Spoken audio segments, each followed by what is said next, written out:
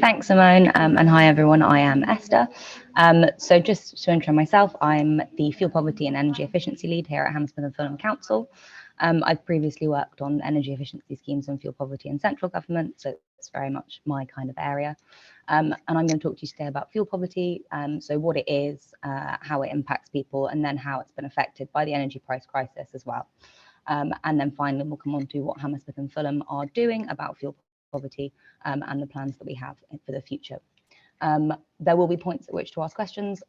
So yeah, as Simone said, please do write these in the chat and we'll get to them in the questions and answers at the end. But I will crack on with my presentation. So if I could have the next slide, please, Simone. So to start with, just as a basic introduction to fuel poverty, so at a very basic level, fuel poverty is defined as the inability to be able to comfortably heat your home at a reasonable cost. So usually what this means is people struggling with fuel poverty are often unable to pay their energy bills or unable to top up their prepayment meters and might be struggling in other areas as well. There is a government definition of fuel poverty that has kind of two key elements. So in order to be defined as in fuel poverty, you need to be low income and low energy efficiency. So this means that you have a household income that is below the poverty line after housing costs are considered. And you also have a home that has an energy performance rating of less than a band C. So a band C is kind of set as the kind of efficiency benchmark in the case of fuel poverty. And so your house is kind of considered inefficient below that level. Not that there can't be problems above that level as well, but it's just for the purpose of the definition. That's how it works. And so that basically means that your home is not very good at retaining heat. You might have walls that aren't well insulated, lofts that aren't well insulated, or be living in an older property that only has kind of solid walls, for example. And that means, so basically what this means, and by definition what it means, is that fuel poverty is influenced by three key factors. So that is your income, the energy demand of your house, so actually how much energy it requires for your home to heat. And if your home is leaking energy and wasting energy, then that demand will be higher. And also then fuel prices. So also, obviously, your costs and your income are related to the price of fuel that you're paying. So that has a massive impact on fuel poverty too. So the key thing here in terms of the energy demand and the energy efficiency bit is that a property that is poorly insulated will have a higher energy demand because it will be losing more heat through walls and windows. So that's where it becomes a problem in terms of fuel poverty. So if I could have the next slide, please, Simone. So what are the impacts of fuel poverty and what does it actually mean for people?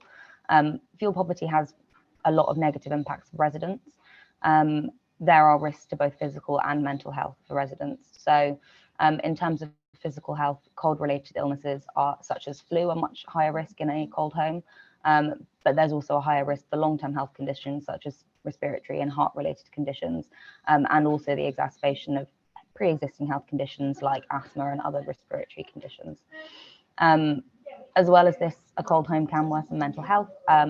It can lead to social isolation from people not wanting to invite people over and not wanting to have people in their home because it's cold. And that can really spiral people's mental health.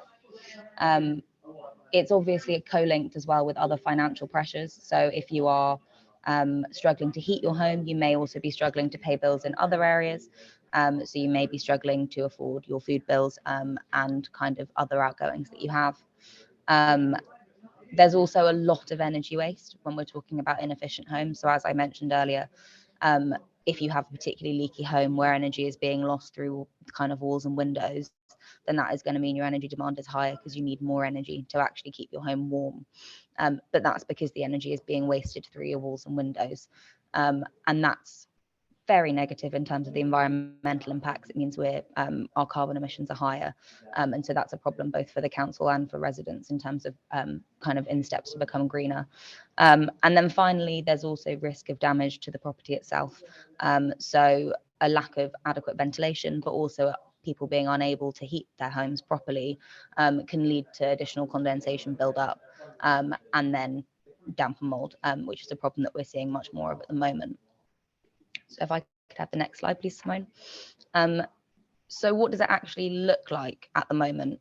And what does it look like in Hammersmith and Fulham? So a big caution before we look at these statistics is that they are out of date. So the government hasn't released the most up-to-date fuel poverty data since 2020. So it does neglect a lot of the cost of living crisis and doesn't really reflect fuel prices being as high as they are now. So that's just one caution there.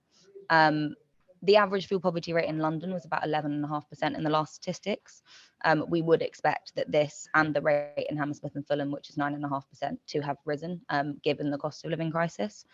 But we await the data on that. We do have data from the ONS that is based on the 2021 census that is a bit more up to date, that shows that actually in Hammersmith and Fulham, 23% of residents are in poverty.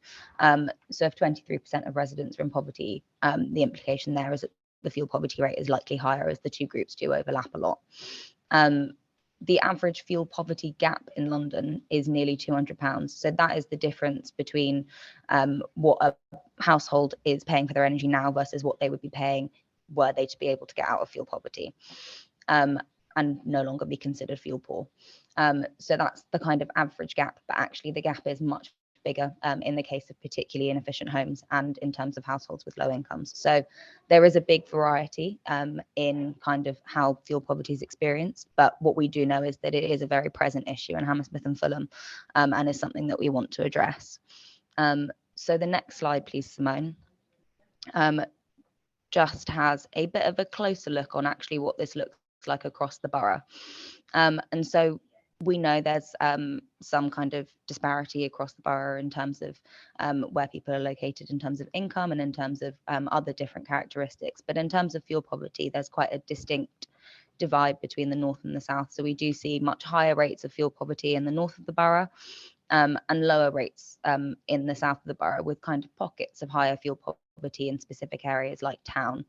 And this does correlate with other data that shows that there are people living in these areas, the rates of disability are higher, and also income levels tend to be lower, which is likely to be why we see such high rates of fuel poverty, is that these pockets of the borough are where lower income and potentially more vulnerable residents are living, which only emphasises the need to actually take action on fuel poverty.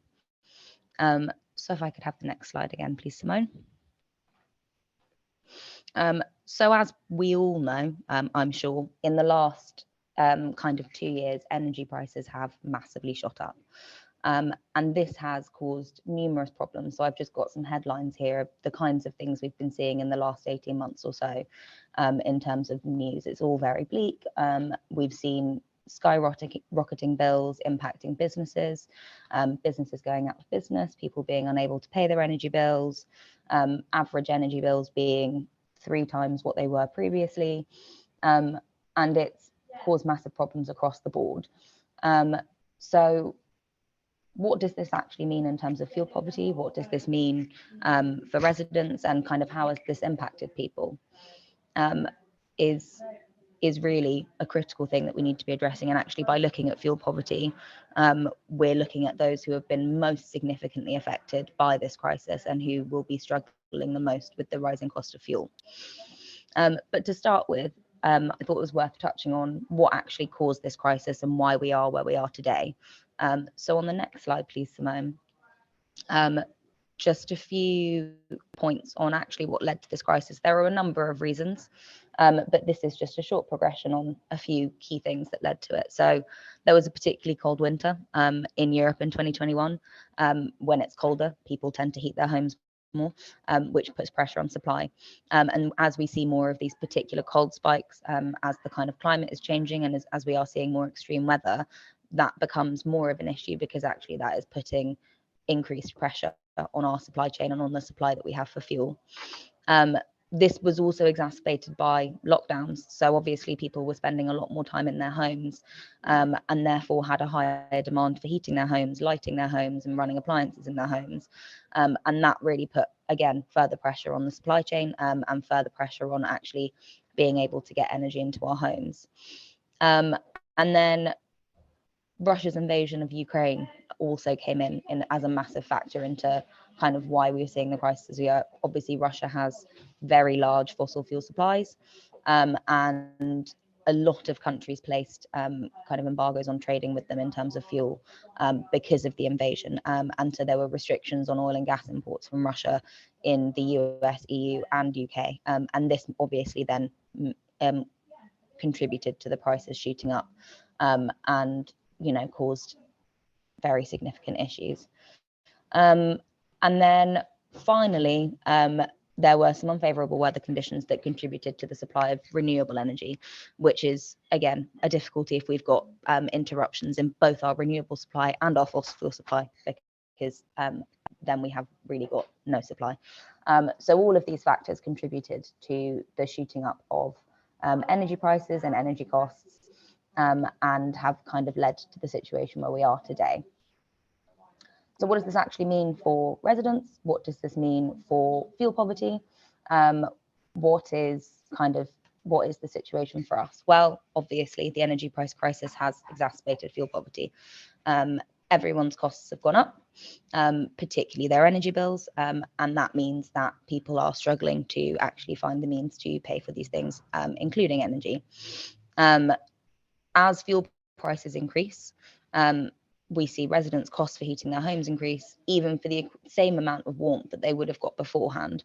And this means people are finding it more expensive to heat their homes.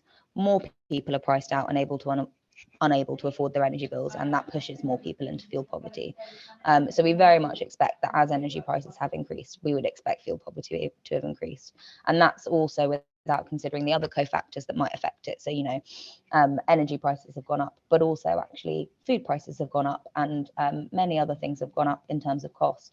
And generally salaries have not gone up in line with that. And so people are really struggling to make up that gap. And that is a kind of indicator of the current crisis that we are in. There are government interventions that are attempting to mitigate some of this impact. So there's the government energy price guarantee, which has kind of restricted prices from going up too high. But even with interventions such as that, energy prices now are still double what they were before the crisis. So we're still seeing really high unit rates for energy, much more so than we have historically. So what can we do, or what can be done to address fuel poverty? So in the absence of a reduction in energy prices, which is not something that we have a huge amount of control over independently, there are two key ways to address fuel poverty. So maximising and improving income, and reducing energy demand and improving energy efficiency. So maximising and improving income looks like ensuring that people are accessing the benefits that they're eligible for, making sure that people who can work are able to get into work, making sure that the council has kind of support for those who are in crisis, and covering those kinds of areas. Reducing energy demand and improving energy efficiency is about making buildings more efficient at actually being heatable and being able to kind of keep warm. And so this means putting in things like solid wall insulation or loft insulation, or draft excluders and things like that, that actually help retain the heat in your home, which helps to reduce the demand because your home can heat up more easily and more quickly. So those are the two key avenues to addressing fuel poverty. But what's the council actually doing? So that's the big question. Well, here we are in the first bit. So there are a few key ways that the council is trying to support people with fuel poverty. And one of those is energy advice services. So we know that actually providing advice to people on how best to use their energy, maybe where they could put in energy efficiency improvements, is a really good way to kind of make sure that people know what the avenues to support are. So we have a Green Doctor service delivered by a charity called Groundwork within Hammersmith and Fulham. And these are trained energy professionals who can offer free and impartial advice to vulnerable residents about how they could improve energy efficiency in their homes, how they could improve their energy use behaviours. So that's just things like turning off the lights when you leave the home, making sure your boiler's operating at the right flow temperature, simple energy use behaviours that people can kind of do easily. But then they will also advise on the bigger energy efficiency and retrofit projects that could be undertaken, and they're able to kind of refer people in for funding and support where needed.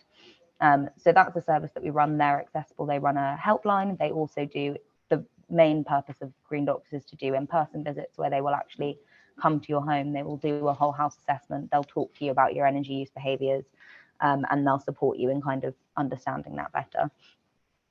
There's also online resources for this as well. So through the GLA, we have an advice service with the Energy Savings Trust, which provides online support and energy use behaviours information. It's also got specific sections on a load of different energy efficiency measures. So you can see I've put in a few of them here, but there's a guide to pretty much every energy efficiency measure you can think of. There's also advice on kind of how to reduce heat loss in your home at a very low cost level, because obviously things like energy efficiency aren't cheap, and so they're not always a solution for everyone. And then finally, the central government is also running a Help for Households campaign. So they are advertising this broadly, but they have a kind of central website where they are now linking up all their advice on kind of cost of living and anything that is going to support households directly. And within this includes a help to heat section, which looks at the kind of energy efficiency and decarbonisation side as well. So there are a few advice services around that are there to kind of support people and make sure that they can get appropriate advice. The next thing to talk about really is the energy efficiency schemes. So these are actual central government schemes that are designed to support people in actually getting energy efficiency measures installed into their homes. So these are some that Hammersmith and Fulham have historically and are currently a part of. So the home upgrade grant is specific to homes off the gas grid. So that's people whose homes are running on fuels like oil, biomass, basically not gas heated homes. And those homes tend to be very carbon intensive in terms of their energy use. And so there's a push to decarbonise those through the home upgrade grant. The local authority delivery scheme is very similar, but focuses on the gas grid homes, so homes that are heated by gas. The energy company obligation is an energy efficiency scheme that's run directly by suppliers.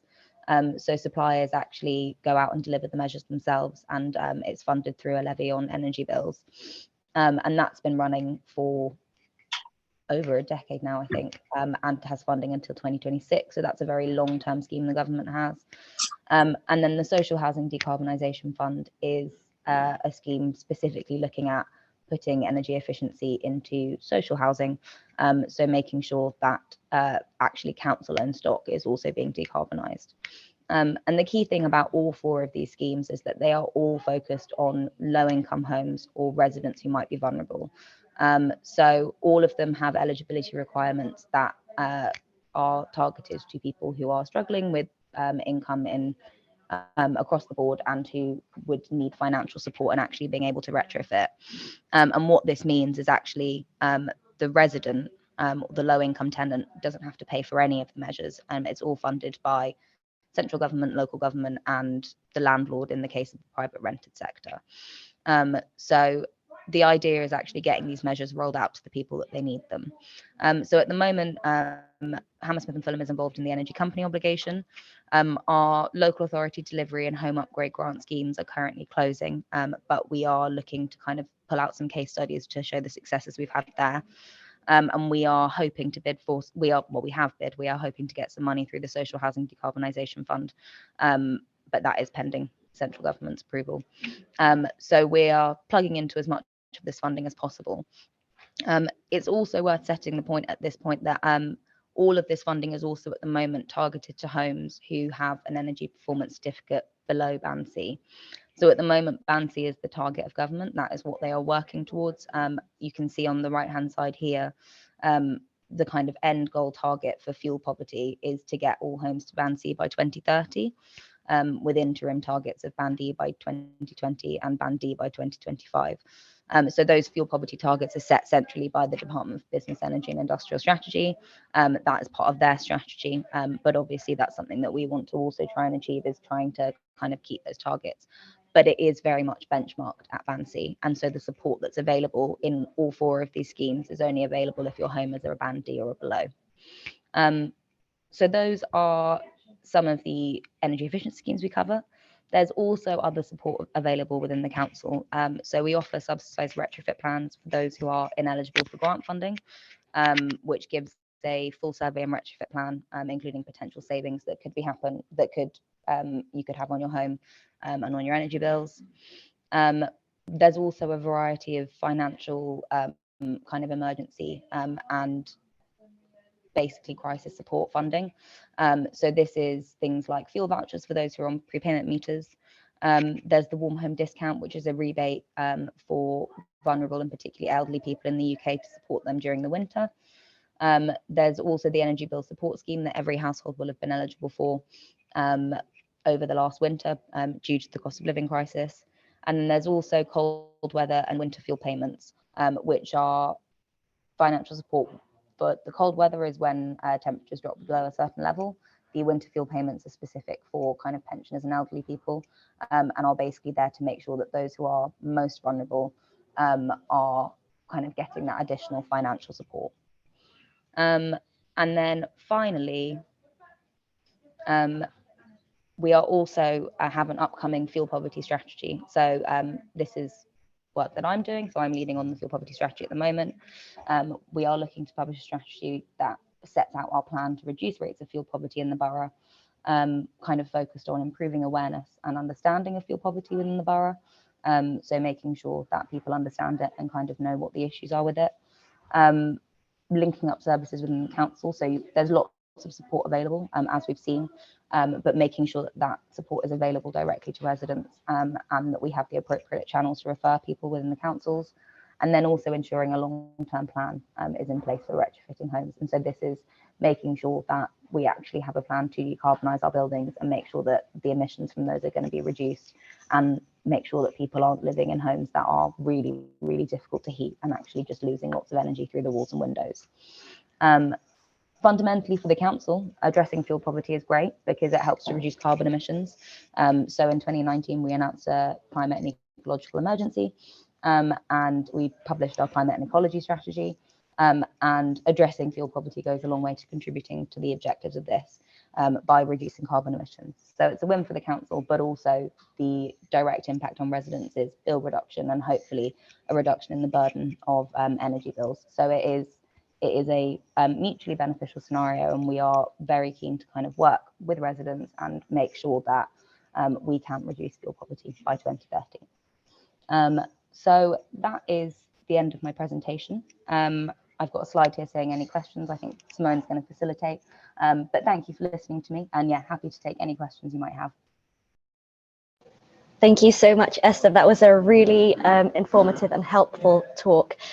Just before I stop the recording so that we can do our question and answer session, I just want to let you know that if you have joined the session late, the recording will be put up on